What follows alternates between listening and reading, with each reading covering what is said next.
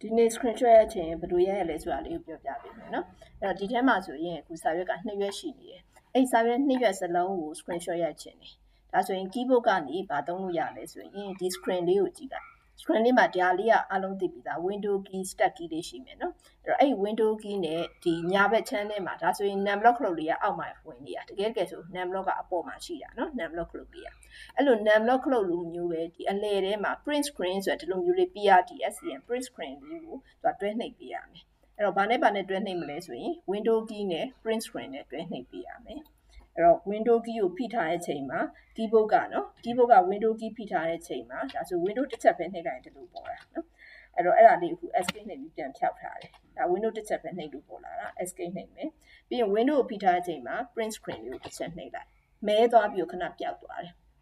အဲ့ဒါကသူက print screen လုပ်ပြီးသွားပြီပြီးရင်သူ့ကိုခြုံလိုက်လို့ရပြီအဲ့တော့ print screen ဖန်ထားတာဘယ်နေရာကိုကြည့်လို့ရလဲဆိုရင် this PC မှာ double click နှိပ်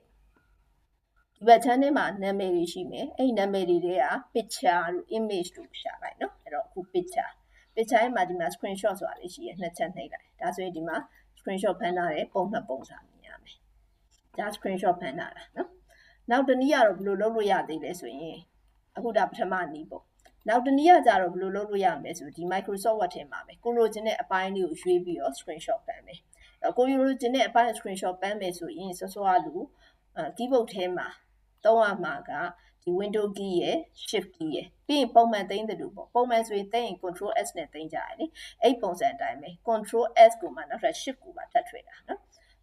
sorry window ရယ် shift ရယ် s ရယ်